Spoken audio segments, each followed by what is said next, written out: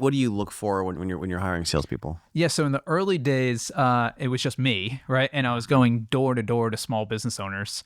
I didn't have enough money for rent, so I was living in an aerobed, and I moved every 2 months for over 2 years to different friends' houses.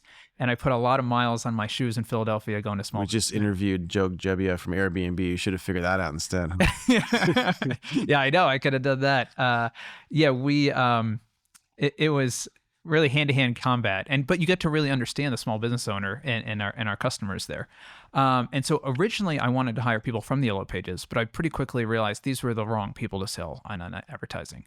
So next I was looking for people who were kind of like me, and I said, okay, young college graduates, but I found really a lot of them, weren't cut out for sales. They didn't last that long, and almost sometimes thought they were too good for the These job. college graduates don't have the grit, and they don't want to run around and talk small businesses. They didn't, no. And they thought it was going to be easier than it was, and it was a lot of freaking work.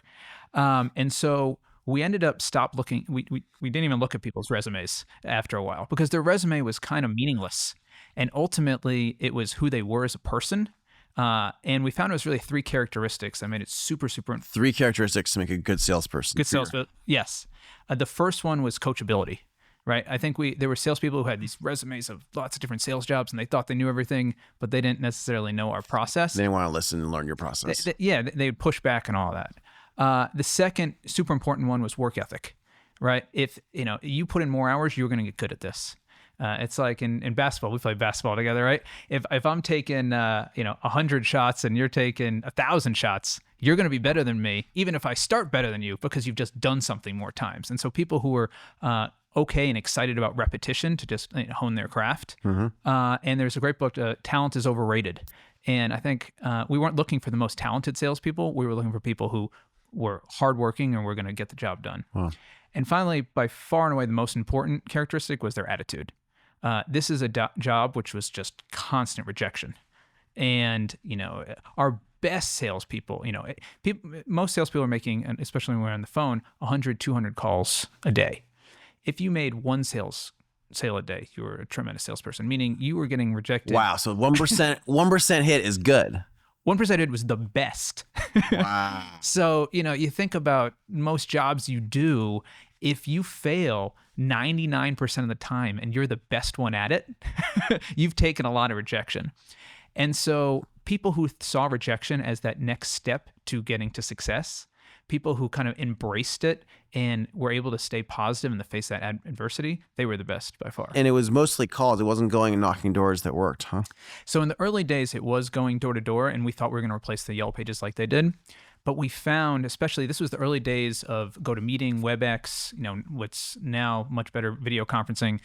We were able to be much more efficient by being on the phone. So we had a lot of kind of A/B testing, head comparisons. Who was better, the outside salespeople or the inside salespeople? And the inside salespeople, it was easier to scale, easier to manage, and could be much more productive. Wow. That's very counterintuitive to me because you think going in person to a small business, they trust you more, they listen to you, but you just do more per day on the phone. So the close rate was higher of people in person, right? Actually, the order size was actually higher as well. But you didn't get to many places. You had a lot of windshield time, right? Yeah. And you were driving around, traveling, and you could just be a lot more efficient on the phone. So Yodel, what eventually happened? Web.com eventually bought it. What did you learn from the acquisition? What happened there? Yeah, so we got up to about 1,500 people in the company. We had about 60,000 small business customers on the platform, and Web.com had millions of small businesses on their platform. Wow. Because they're a domain registrar. And they said, look, we can sell them this additional product, and it made sense for the companies to come together. I think my biggest learning from the Yodel acquisition was Web.com didn't really care that much to retain a lot of the people.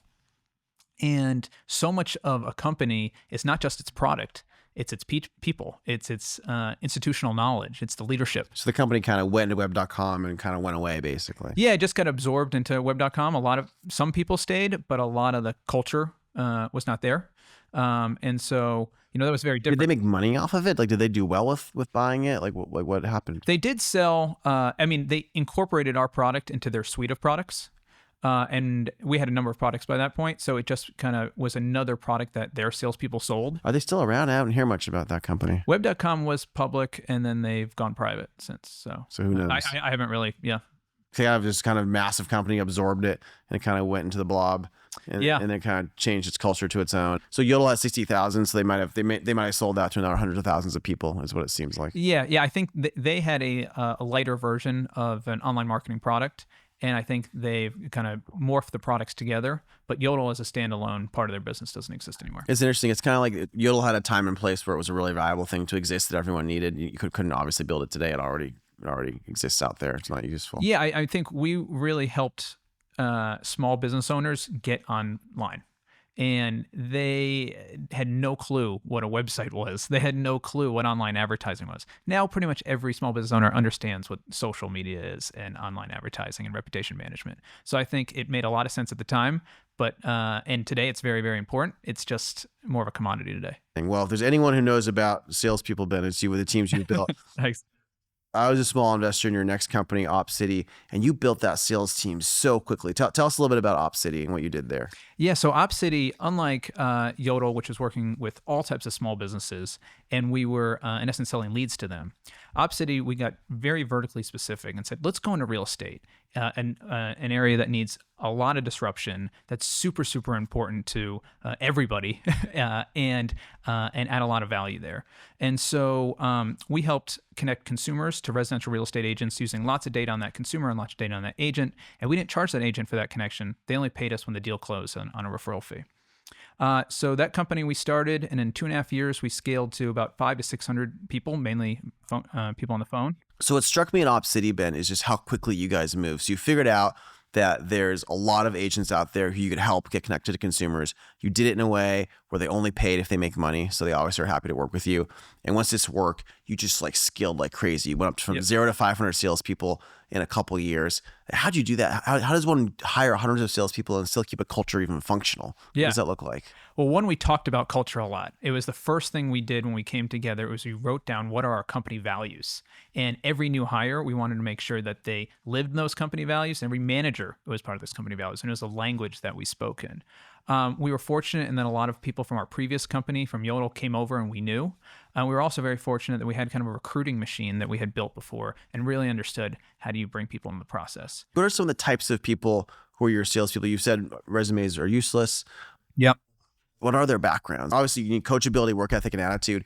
Is this baristas? Is this like construction people? A lot of people came from restaurants, bartenders, people who are used to kind of low base salaries and high variable, and had to work for tips. Actually, we found that college experience was a negative. College makes you too haughty to work hard on this thing, huh? Yeah, I mean, it was people. We had built a really awesome culture, but it was a hard job. And so we wanted people who had had other hard jobs who really appreciated our culture and said, you know what, I'm willing to put in the dials per day because this is a fun place to work and I really like it here. And what were the incentives when you made money for the company? How do you make money? Yeah, so most of the people actually at Opcity were not in sales; they're actually in consumer experience, and they were connecting. So a consumer would go online and they would inquire about a residential real estate property. We would then instantly call them. Our average connect time was less than 4 seconds. So while they're still looking at the property, so someone's like clicking on it and we instantly gives you their number because they're interested, and then they type in their phone number and say, I'd like to go see this property tomorrow at 2:00. We'd call them right away. We'd ask them questions. We'd understand what their motivations are, what the neighborhoods they're looking in, the price points, and then we had a huge database. We had about 150 real estate agents on our platform. And you knew which ones connect to which people. Yeah, and then we would send a message out, much like an Uber driver gets a message. Oh, wow. So we had this entire database. We would rank them all based on their likelihood to close and help this consumer. We would then send push notifications to each one of them through our app. The first one to accept, we'd tell the consumer, hold on 1 second, I have the perfect agent for you. Call up the agent, explain the situation, and then bridge the call and introduce the Would the agents be ready in real time too? Usually there'd be some agent that responds in the first 30 seconds. Yeah, so we had this interesting challenge. So when you call an Uber, you don't really care who the Uber driver is. You just care, are they going to be there soon, right? They have enough, 5-star rating. When you're on Match.com, you want the perfect match, right? You want A Match.com is, you don't want the Uber to come right away. right. You know, if they're gonna go on a date tomorrow or in a week from now, it's not. I mean, that it big a depends deal. on the kind of mood that you're in, I suppose. Right, I but guess if you're like, I need someone this. Maybe you're going on it's probably not Tinder something or one of the other apps. It's Tinder. Yeah. But if you're going on a dating site, right, you want the match is more important than the timing. And so we tried to. It was a balance of the two, right? How do you get the right match for somebody who's also available right now? And so in our dispatch technology, and this is what a lot of what our data science team worked on was, let's say there's 5 agents who are a perfect fit. If number 1 and 2 are very similar to each other, we'll go much faster through that dispatch because we don't really care if it's 1 or 2. But if 3 and 4 are much different than 1 and 2, we'll slow down that dispatch And we'll wait, give them a chance. wait for them to get a chance. So it was this interesting balance of how do you make the right matches available at this moment. And you obviously, it's data driven where you realize if you wait too long, it's not good. So you have to go to someone else. Right, because the consumer would be impatient or the other agents, wouldn't be available. So there's a lot of things we had to do to balance our agent network. One of the other big growth hacks in that company was we didn't go sign up agents directly. We partner with large brokerages, and then the broker would know who on the ground would be a good fit for this. And then they would invite all their agents. So the broker looks like a hero because they're bringing referrals to all their agents, and we're able to expand to many more agents. So